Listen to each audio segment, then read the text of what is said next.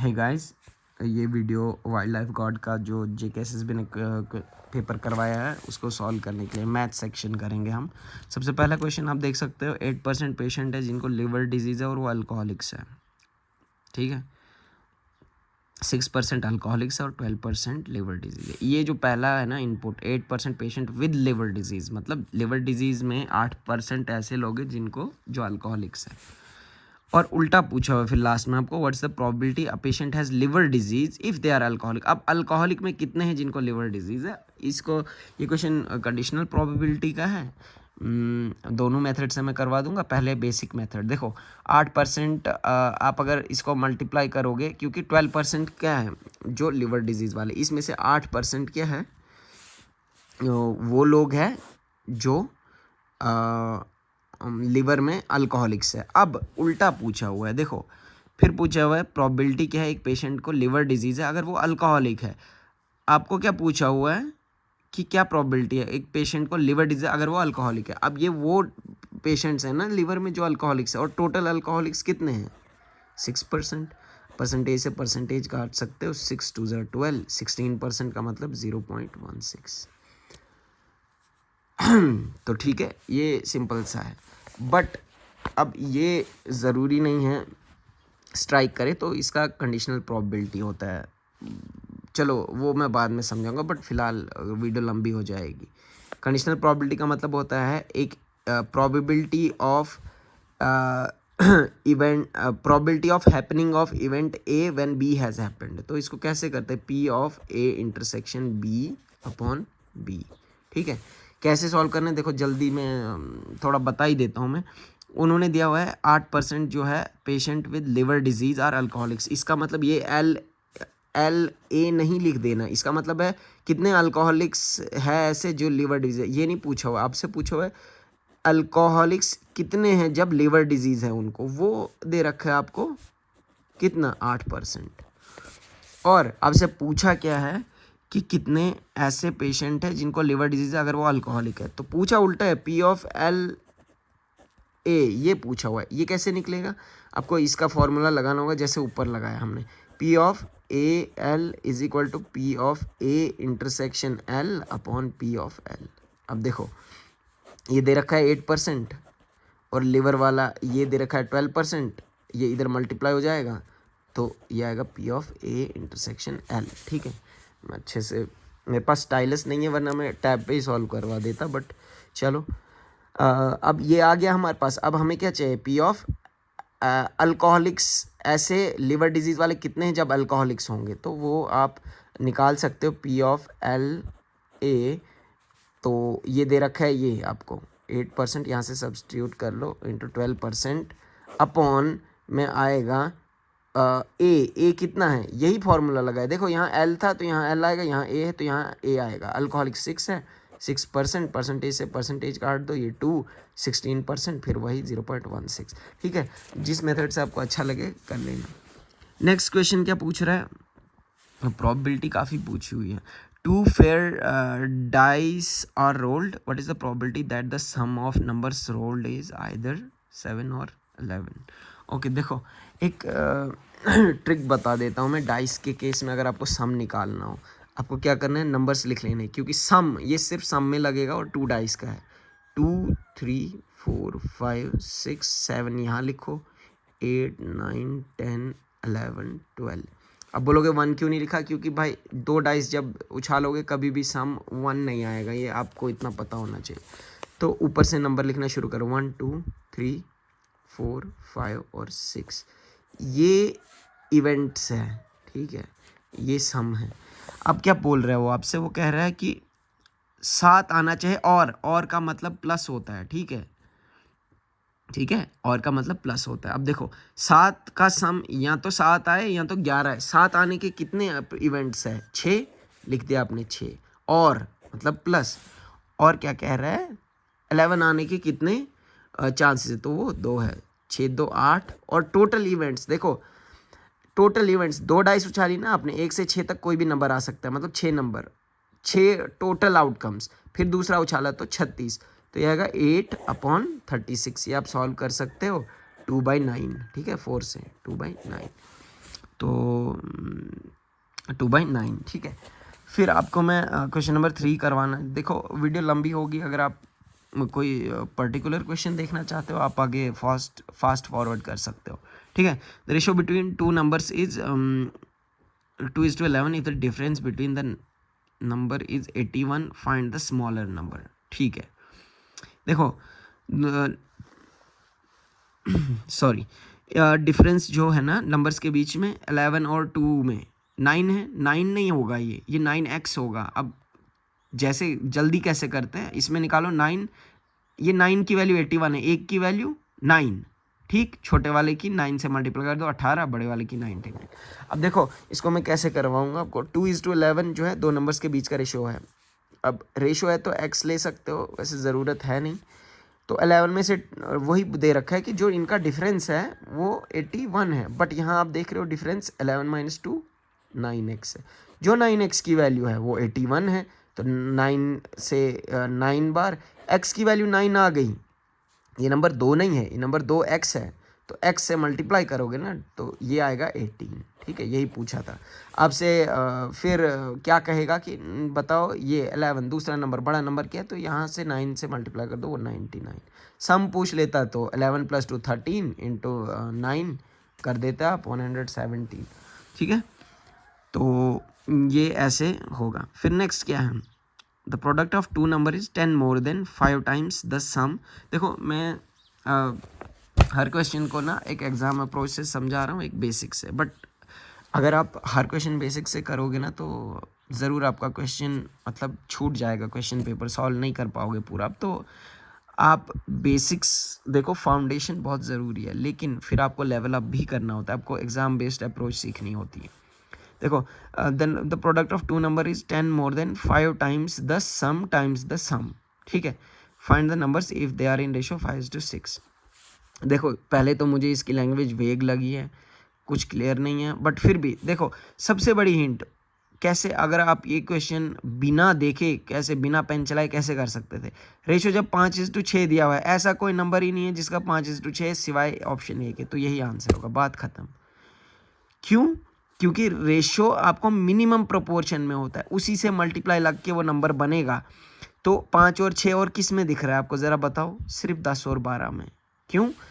अगर आपको ये भी नहीं पता तो देखो डिवाइड कर दो 2 से, ये 5 ये 6 आगे ना, 5:6 रेशो। तो बिना पेन उठाए ये आप बता सकते थे 10 और 12 है।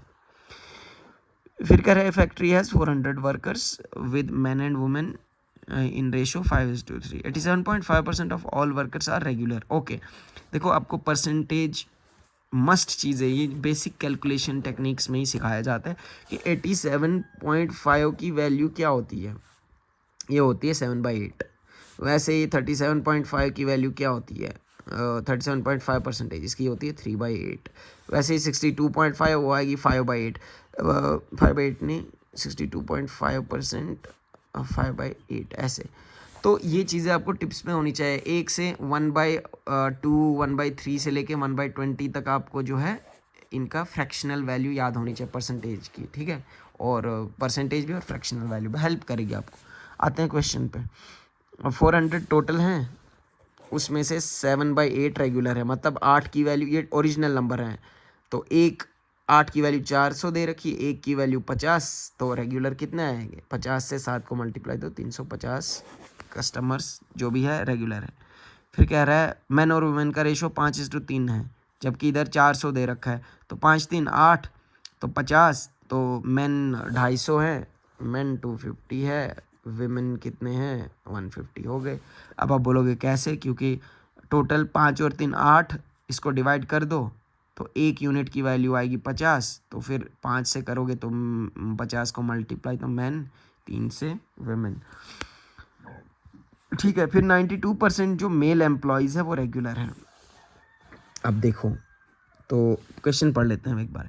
Regular, what percentage of female employees are regular, ठीक है। पहले हमें टोटल रेगुलर एम्प्लॉयज़ 350 है, मेल इतने हैं, मेल का 92% क्या है हमारा, वो रेगुलर है। तो आप ऐसे कर सकते हो 50 पंजे पन्ने 45 450, क्या बोल रहा हूँ मैं, 92% ऑफ 250 निकाल रहे हैं ना, तो यहाँ 100 आएगा, का 20, सिली हो गया। तो 246, ठीक है, पंचों के 20 और 230, तो 230 ऐसे एम्प्लॉयज़ है जो क्या है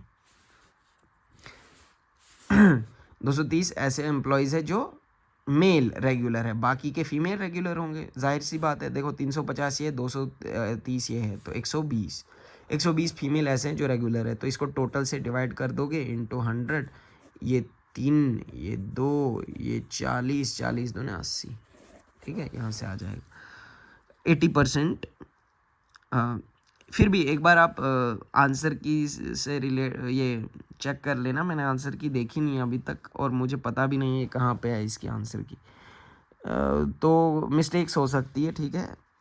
तो आप आंसर की चेक कर लेना, बाकी मैं मेथड बता रहा हूँ, कहीं कैलकुलेशन में मिस्टेक हो गई होगी तो आप जो है देख लेना। Ages A and B are in ratio 5:7 5 years ago, their ages were in ratio इतना, ठीक है। देखो ये रेशो का फेमस क्वेश्चन है और ये बहुत इजी होता है अगर आपको राइट टेक्निक पता हो। मैं बताता हूँ आपको। Present age A to B की 5:7 है और फिर क्या कह रहे हैं 5 साल बाद, नहीं 5 साल पहले की एगो है ना, तो -5 इधर साइड पे लिखो। अब उनके एजेस का रेशो क्या है 5:8 था।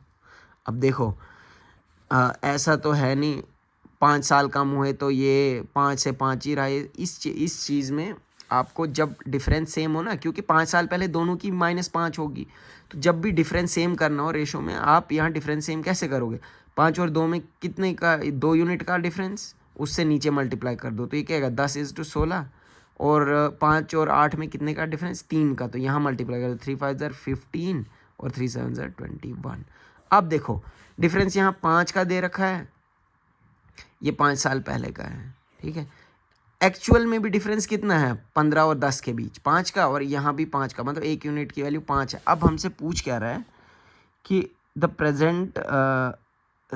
रेस्पेक्टिव प्रेजेंट एजेस आर क्या क्या रहेंगी, तो वो सीधे सीधे 15 और 21 है, क्योंकि ये अगर आप लिखोगे 10 और 16 ये 5 साल पहले की है, ये भी लिखोगे कोई दिक्कत नहीं, फिर इसमें -5 करोगे वो बेवकूफ़ी हुई, क्योंकि सीधे सीधे ये प्रेजेंट एज है और 15:21 आंसर होगा इसका।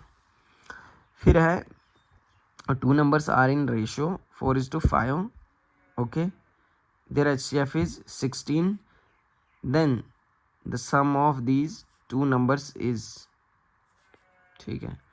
आप देखो इस क्वेश्चन में HCF है ना, तो सम में भी देखो HCF उनमें 16 होगा ही होगा, सम करोगे तो भी उनमें 16 होगा, सीधे मल्टीपल ढूंढ लो 144, 16 9 144, तो वहाँ से भी होगा। बाकी करना होगा आपने, तो देखो 16 को 4 से मल्टीप्लाई कर दो, रेशो भी दे रखा है आपको 64 और 80, तो प्लस करोगे 144।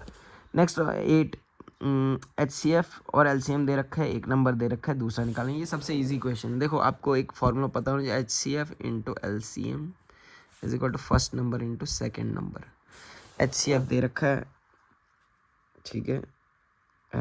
1 मिनट में पहले इसका जो है ना ये जो स्क्रीन डिम हो रही है इसको फिक्स करता हूँ। ऑल राइट, तो मैंने वो ठीक कर दिया है। देखो HCF into LCM first into second. HCF क्या दे रखा है आपको 74 दे रखा है, सॉरी 74, और LCM 12210, और पहला नंबर क्या दे रखा है 1110, और सेकेंड नंबर क्या है देखो 11 को 11 से दोगे तो 1221 बनेगा, ठीक है 11, और ये मल्टीप्लाई करोगे ये कितना का 4 7 4 11 8 1 4।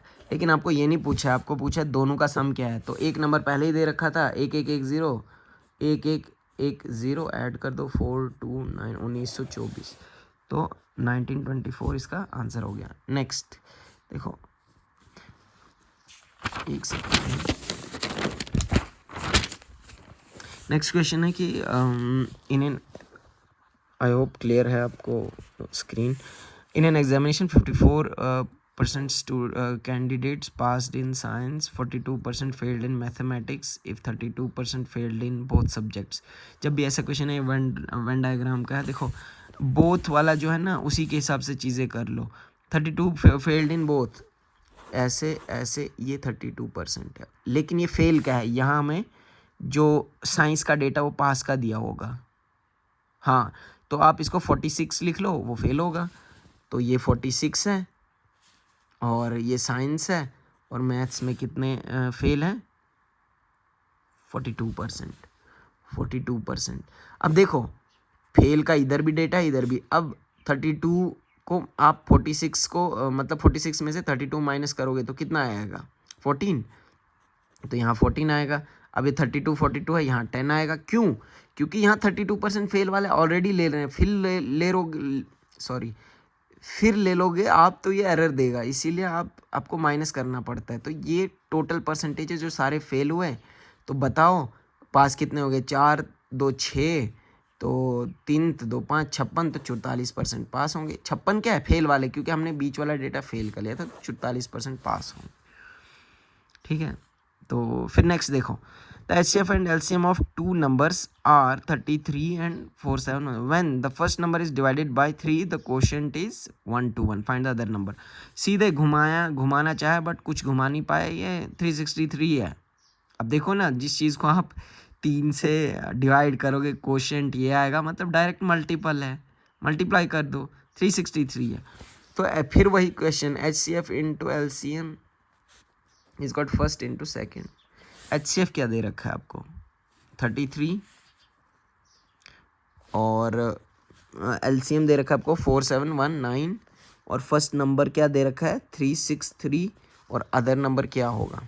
देखो 33 11 जार, ठीक, 11 4 जार, 2 रह गया, 3 रह गया, 31 2 जार, 22 9 रह गया, 9, तो 429 दूसरा नंबर होगा। ये 11 नहीं है, ये 2 है, सेकंड नंबर। तो 429, ठीक है। फिर क्या कह रहा है? एज इनकम क्या है? A's income to B's income is 5:7। A saves 4,000, B saves 5,000. If A spending is 2/3 of B's spending, then what is the combined income of A and B? बहुत अच्छा क्वेश्चन। देखो अगर आपको यहाँ डिफरेंस सेम दे रखा होता ना, जैसे यहाँ 4,000 है, यहाँ भी 4,000 होता, तो आपके लिए क्वेश्चन बहुत इजी हो जाता। जैसे मैंने एज में करवाया आपको, रेशो सेम करके वैसे कर लेते आप, लेकिन यहाँ चेंज डिफरेंट है। तो उस केस में देखो क्या करते हैं, पहले आप लिखोगे इनिशियल यहाँ, फाइनल यहाँ, मतलब सेविंग्स तक आप कैसे पहुँच पाओगे? ये सेविंग्स दे रखी है, आप इनकम लिखोगे, आपको पता है income is equal to expenditure plus saving, और सेविंग निकालनी है, इनकम में से माइनस कर दो एक्सपेंडिचर को, वही लिख रहा हूँ मैं। ठीक है, तो इनकम दे रखी है सीधे सीधे 5:7, ठीक है, 5:7। इस रेशो से ये, रेशो मेथड से ये बहुत ईजिली हो जाएगी, इसको क्रॉस प्रोडक्ट कहते हैं। और फिर कह रहा है ए की स्पेंडिंग 2/3 ऑफ बी है। देखो ए की स्पेंडिंग 2/3 ऑफ बी, इसका मतलब क्या होता है? ए की 2 है, बी की 3 है। तो ए की, ये ए लिख दो, ये बी लिख दो, इतना कोई है नहीं, ये 2 ये 3। अब इनकम में क्या करें? चेंज, ये इनिशियल है ये फाइनल है, माइनस करेंगे ना एक्सपेंडिचर, ये क्या कहते हैं इसको, ये इनकम है, ये एक्सपेंडिचर है, तो इनकम माइनस एक्सपेंडिचर सेविंग होता है। तो देखो कितना कितना है? 5,000 और 4,000 और 5,000। तो यहाँ 4,000 लिख लो, तो यहाँ 5,000 लिख लो। देखो आप यहाँ माइनस लिखोगे दोनों तरफ, दोनों कट जाएगा, उसकी कोई नीड नहीं है। हाँ, कब लिखोगे? जब एक ऐड हो रहा हो, एक माइनस प्लस हो रहा हो, एक माइनस हो रहा हो, तो तब आप क्या कर सकते हो? तब आप अलग साइन लिखोगे। क्यों? तब डिफरेंट वैल्यू आएगी। अब देखो इसको यहाँ मल्टीप्लाई कर दो, फिर इनको यहाँ मल्टीप्लाई कर दो। देखो 3 5 15, 7 2 14, मतलब एक पार्ट एक आया ना, उसकी वैल्यू है 5 2 10, 3 4 12, 2000। एक पार्ट की अगर 2000 है तो बताओ टोटल इनकी क्या इनकम है दोनों की? 7 5 12, 12 दूने 24, तो 24,000। अब आप यहाँ नहीं कर सकते कि उनका एक्सपेंडिचर कितना है, उनका ये इधर 4,000 ये 6,000, वो गलत हो जाएगा। आपको अगर यहाँ से यहाँ जाना है ना, तो आपने पहले ये निकालना है, फिर उसमें से इनकम आ गई ना आपको, अब आपको एक्सपेंडिचर पे जाना है तो सेविंग माइनस कर दो, बात ख़त्म। वैसे जा पाओगे आप, ऐसे डायरेक्ट इधर मल्टीप्लाई नहीं कर सकते, ये इसका रेशो आता है। ठीक है, तो ये आ गया, तो 24,000 ये रहा यहाँ। फिर से बता दूं, ये चेंज है, ये इनिशियल, ये फाइनल, ये चेंज। ठीक, इनकम में से चेंज क्या किया हमने, सेविंग्स घटा दी ना, तो वो फाइनल आएगा एक्सपेंडिचर। देखो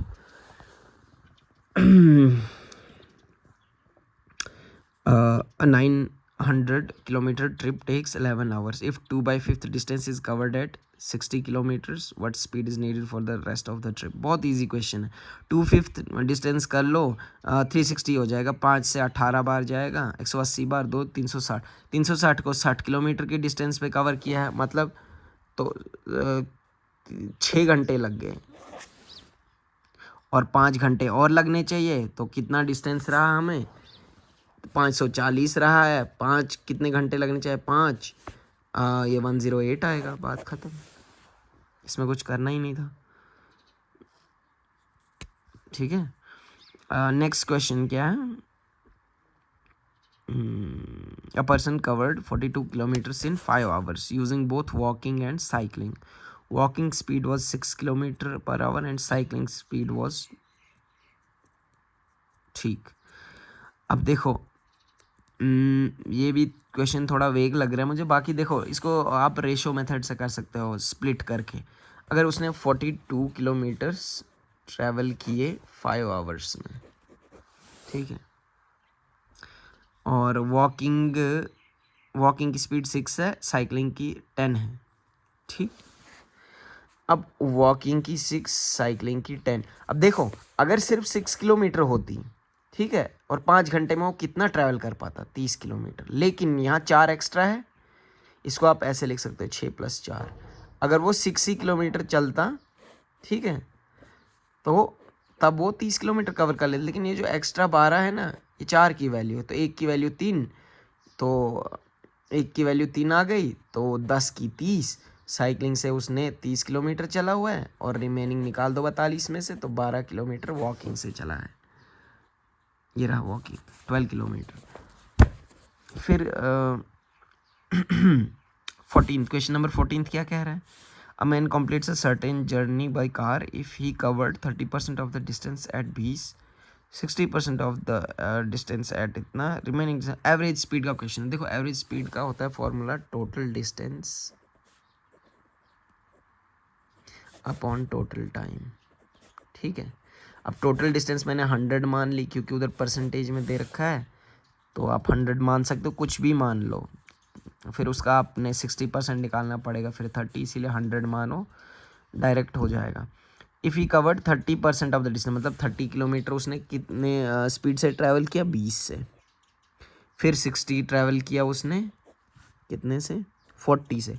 फिर रिमेनिंग 10 रह गया, 30, 60, 90, 10, और वो किया उसने 10 से। अब देखो एलसीएम ले लो, ये एवरेज स्पीड आएगी, तो 20, 40, 10 का 40, तो इधर 40 बनाने के लिए 2 से, इतना तो आपको पता ही होगा। चलो 60, यहाँ 40 है तो यहाँ 60, यहाँ तो 40 आएगा, ठीक है, तो नीचे 40, तो ये ऊपर जाएगा 100 × 40 अपॉन कितना होगा ये 160, ये गया 4 4 ज़र 425 ज़र, तो 25 kmph क्या है उसकी एवरेज स्पीड है। अब मेरी हैंड राइटिंग पे मत जाओ, बहुत बेकार है, इसीलिए आप बस कंसेप्ट समझो।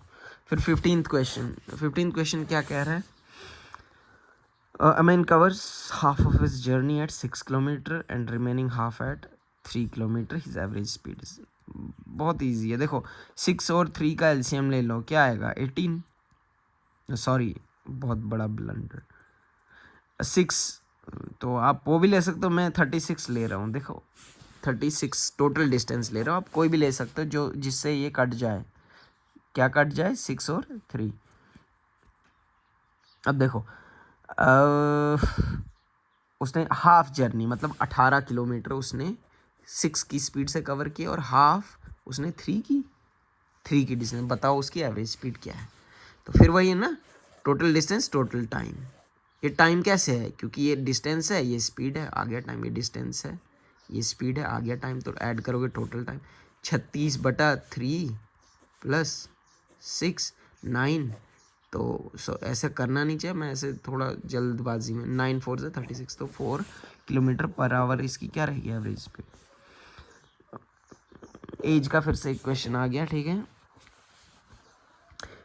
13 years back my father age was triple of my brother's age. ठीक है, सेम क्वेश्चन जैसे मैंने आपको पहले करवाया था ना, आपको याद होगा वो रेशो मेथड से, फिर वही लग जाएगा। 13 साल पहले, -13 लिख लिया मैंने। जो फादर, यहाँ फादर लिखूँ, यहाँ ब्रदर लिखूँ। फादर की एज क्या थी? Triple of brother. फिर कह रहा है 5 years from now my father age will be twice as old as brother. तो 5 साल बाद, तो यहाँ +5 लिख दो, क्या होगी? Twice age brother. फिर लास्ट में ये नहीं पूछा है कि ब्रदर या फादर, उसने पूछा है कि मैं जो हूँ मैं ट्वाइस ऑफ माई ब्रदर से एज हूँ, मेरे भाई से दुगनी एज का हूँ। तो बताओ मेरी एज क्या है, और वो भी प्रेजेंट। ठीक है, तो कैसे करते हैं देखो। फिर वही क्वेश्चन मैंने कहा कि इसकी अगर 3 से 2 हो गई तो इसकी क्या 1 से 1 ही रहेगी? नहीं, गलत। तो यहाँ जो डिफरेंस आएगा, डिफरेंस सेम कर दो, क्योंकि एज जब कम ज़्यादा होगी ना साल में, तो वो दोनों की वैसे ही होगी। ऐसे थोड़ी उसके लिए 1 साल कम हो गया, उसके लिए 1 साल अलग है। तो 3 और 1 का डिफरेंस 2, तो यहाँ काट के लिख दो 4:2। अब यहाँ 2 और 1 का डिफरेंस 1 ही था, तो ऊपर मल्टीप्लाई करो या ना करो फ़र्क नहीं पड़ेगा। तो ये आपका रेशोज़ हैं। 3 और 4 में डिफरेंस कितना है? हो गया ना सेम। 5 साल बाद जैसे एक यूनिट से बढ़ी, वैसे इसकी भी 1 यूनिट से, 1 से 2, 3 से 4 हो गया ना सेम। अब देखो 3 और 4 का डिफरेंस 1 है। 1 की वैल्यू यहाँ कितनी है? -13 + 5। अब देखो डिफरेंस कैसे निकालते हैं, आप करोगे आप इसको 8 लिख दोगे, वो गलत होगा। क्यों? बड़े में से छोटा निकालते हैं, उसको डिफरेंस कहते हैं। तो 5 में से -13 निकालोगे, 5 - 13 ये 18 होगा। तो 1 यूनिट की 1 यूनिट का जो वैल्यू है वो 18 आ रहा है। तो बताओ प्रेजेंट एज उसका भाई है ये, तो उसकी प्रेजेंट एज नहीं, 5 साल बाद की एज क्या होगी उसकी? 36 होगी। तो 5 अगर मैं निकाल दूँ तो क्या प्रेजेंट एज आएगी? फिर से सुनो, 1 यूनिट की 18, ये 5 साल। आप यहाँ से भी कर सकते हो, यहाँ करोगे ना अगर 18 साल, लेकिन 18 साल ये कब है? 13 साल पहले। फिर यहाँ आपको 13 प्लस करना पड़ेगा, समझ रहे हो? तो यहाँ किया मैंने 36 साल, ये 36 साल 5 साल बाद है ना, तो आज कितनी होगी? 5 साल निकाल दो। तो आज उसकी 31 है, वो कह रहा था भाई की एज से डबल है उसकी, तो 2 कर दो, तो क्या आएगा? 62। ठीक है, तो ये रहा। ये मैंने एक ग्रुप है वहाँ से डाउनलोड किया है, एकेडमी प्लस करके। ठीक है, तो क्वेश्चन नंबर 17 क्या कह रहा है कि average age of 3 student is 21 if the ratio of their age is XY। यार क्लियर क्यों नहीं आ रहा है? ठीक है, 3 स्टूडेंट की एवरेज एज क्या है? 21 साल है, मतलब उनका सम 63 है सबका। रेशो क्या है एज का? XYZ, ये अलग अलग दे रखा है। देखो रेशो सेम करना सबसे इजी क्वेश्चन। X:Y दे रखा है 1:2, इसके 2-3 मेथड होते हैं। Y:Z 1:3 दे रखा है।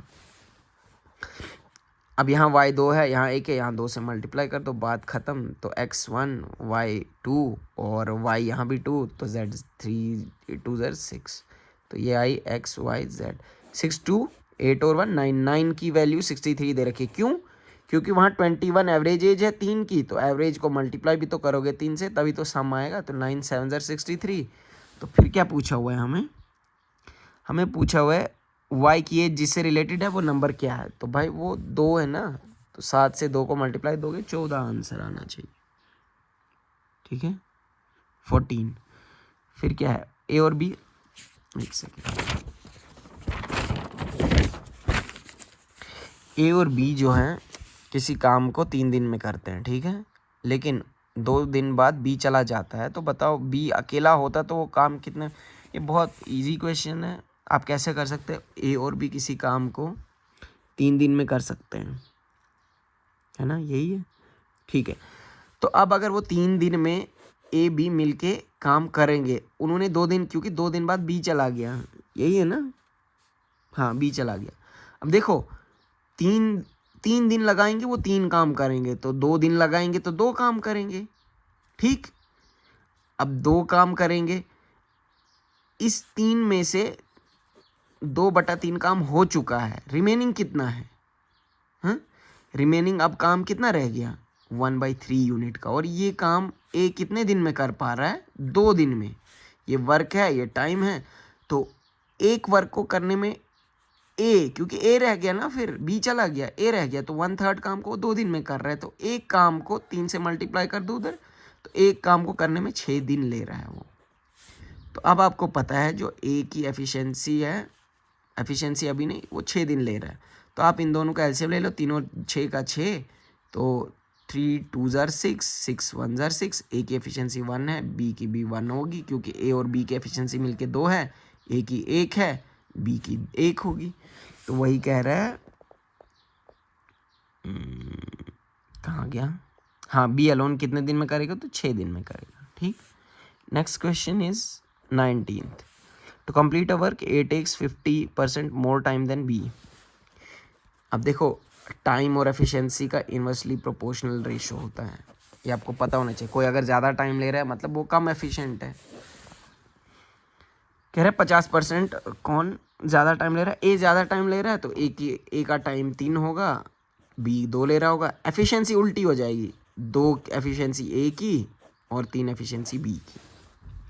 फिर कह रहा है if they together take 18 days to complete, B कितना लेगा। देखो एफिशिएंसी दोनों की मिलके कैसे, 3 2 5 और 18 दिन ले रहे हैं, ये टोटल वर्क का होता है एफिशिएंसी इनटू टाइम।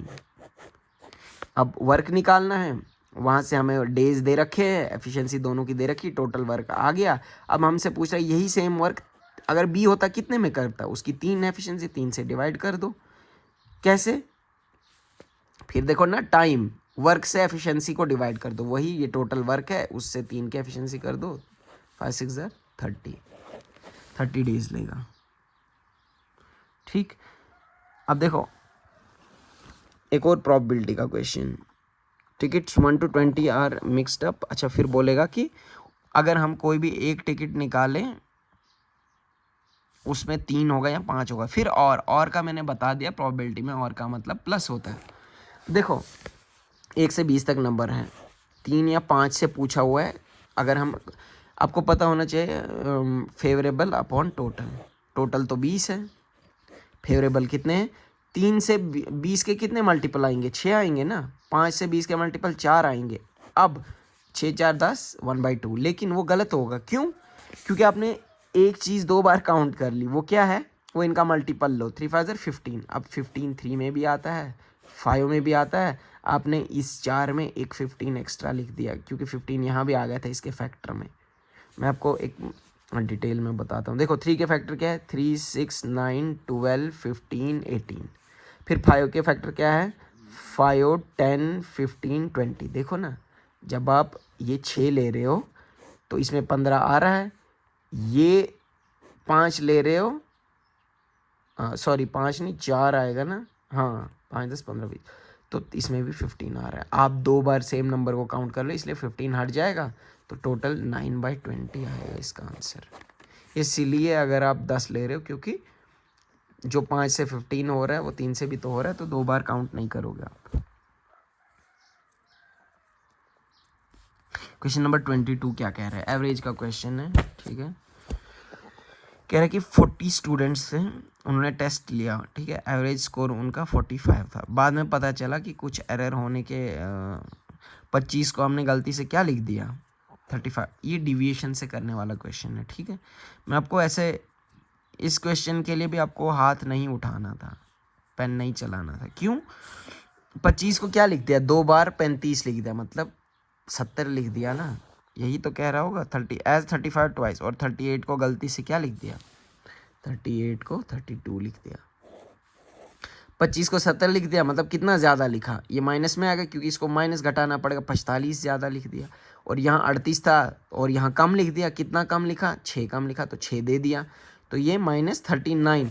जब आप ये -39 इस सब से निकालोगे, उनका अभी 45 है एवरेज। ठीक, क्यों, ये होता है सम अपॉन नंबर, एवरेज होता है। अब ये सम कम होगा भाई, जाहिर सी बात है, 39 हटाओगे तो ये सम कम होगा ना। नंबर तो 40 ही है, पहले भी 40 है, अब भी 40 है, लेकिन उन्होंने गलती की थोड़ी, ये ओरिजिनल नंबर है, ये गलत नंबर है। जो यहाँ कमी पूरी होगी वो कैसे होगी, इसमें से सम जो है उसमें से 39 निकाल दो। अगर सम कम हो रहा है तो भाई एवरेज भी तो कम होगी। क्यों, क्योंकि n कांस्टेंट है। जाहिर सी बात है ना, ये बढ़ेगा तो ये भी बढ़ेगा, लेकिन कम हो रहा है। अगर 45 था तो 45 से थोड़ी सी हल्की वैल्यू कम आएगी, तो वो आ गया 44.65। चाहो तो कर भी सकते हो। अब देखो 40 को मल्टीप्लाई करोगे आप 45 से, देखो 4 4 ज़ार 16 और 180 1800, 1800 में से आप 39 निकालोगे, फिर उसको 40 से डिवाइड कर दोगे। देखो 9 1 10, 4 6 10, 1 और 7 8, 1761 और 40 से, ठीक। तो करो 4 चौक 16, फिर 16, 4 चौक 16, फिर 10, 4 दूने 8, तो क्या कर रहा हूँ, 4 चौक 16, फिर 16, 4 चौक 16, ठीक। तो लगभग 44 के करीब आ जाएगा ये। 39 मैंने ठीक तो किया ना। नेक्स्ट क्वेश्चन देखो 23, question number 23। A cricketer has a batting average of 50 runs over 40 innings, ठीक। डिफरेंस बिटवीन हिज हाईएस्ट, देखो ये एक फेमस क्वेश्चन है एवरेज का।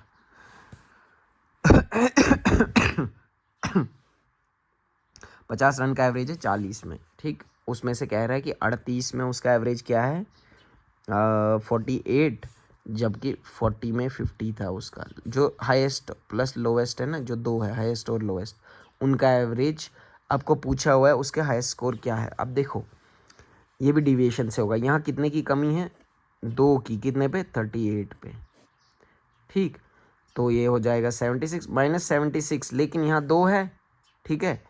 तो इसको 2 से डिवाइड भी करोगे, फिर माइनस 38 आएगा। अगर एवरेज 50 है और माइनस 38 की कमी है, वो कमी कैसे पूरी होगी, जब इसकी एवरेज से 38 ज़्यादा होगी, क्योंकि एवरेज का हमें जितना ज़्यादा होगा उतना बांट देते ताकि नेट इफेक्ट ज़ीरो हो जाए। तो यहाँ 38 एवरेज ज़्यादा है, तो एच प्लस एल की 38 एवरेज क्या होगी, कम है, सॉरी, यहाँ तो यहाँ ज़्यादा होगी, तो ये कितनी होगी, 88।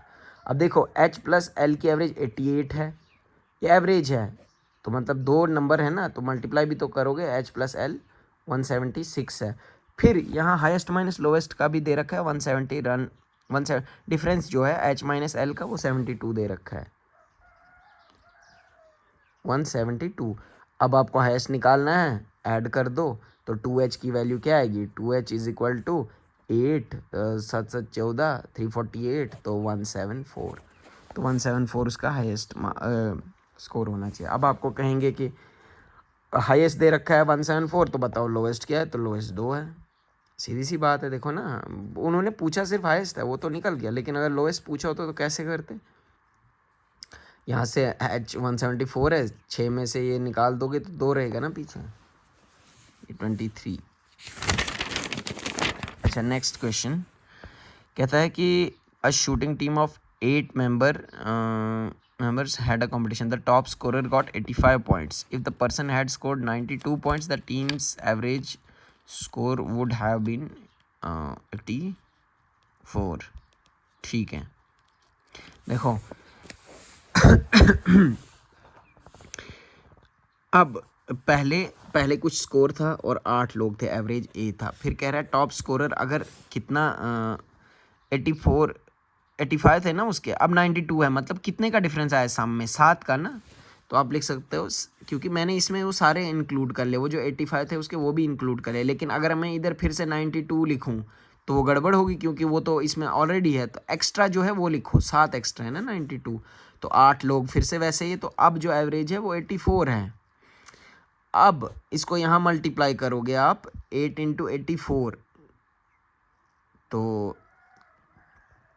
मल्टीप्लाई करो तो कितना होगा ये, 8 चौक 32, 3 8 8 64, 672। लेकिन ये आंसर नहीं है। 672 कब होता, जब इसमें आप 7 ऐड कर रहे हो। ये नया वाला इनका स्कोर है, लेकिन वो कह रहा है पिछला पहले क्या स्कोर था, व्हाट वाज होगा, what was the teams total score. देखो वही कह रहे हैं ना, अगर अब कह रहा होता तो वो तो बहुत ईजी होता, आप सीधे 8 से मल्टीप्लाई कर दो, 84 को आ जाता, लेकिन सॉरी पिछला कह रहे हैं तो आप -7 कर दो, ये आएगा 665। 665 इज राइट।